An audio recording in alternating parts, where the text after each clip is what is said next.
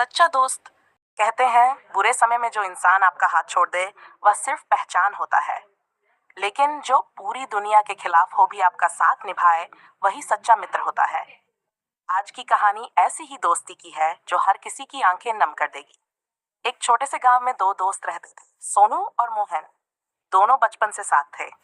School जाना हो, खेतों में खेलना हो या किसी की मदद करनी हो, दोनों हमेशा साथ दिखाई देते थे। गांव वाले उनकी दोस्ती की मिसाल देते थे। समय बीता। पढ़ाई पूरी होने के बाद सोनू शहर चला गया। मेहनत और लगन से उसने अपना छोटा सा कारोबार शुरू किया और कुछ ही सालों में सफल इंसान बन गया। उधर मोहन की किस्मत ने उसका साथ नहीं दिया। पिता की बीमारी, कर्ज और लगातार नुकसान ने उसे पूरी तरह तोड़ दिया।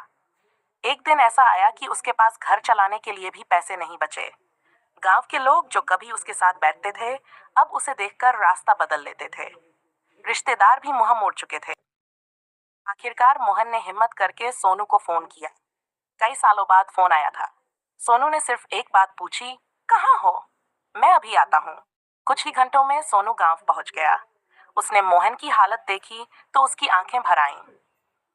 सोनू ने बिना कुछ कहे उसका सारा कर्ज चुकाया, उसके लिए एक छोटी सी दुकान खुलवा दी और बोला, दोस्त, मदद पैसे की नहीं होती, मदद उस भरोसे की होती है जो इंसान को दोबारा खड़ा कर दे। मोहन की आंखों से आंसू बहने लगे।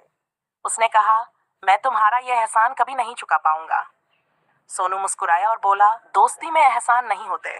अगर आज मैं तुम्हारी जगह होता तो मुझे पता है कि तुम भी यही करते। कुछ महीनों बाद मोहन की दुकान चल निकली।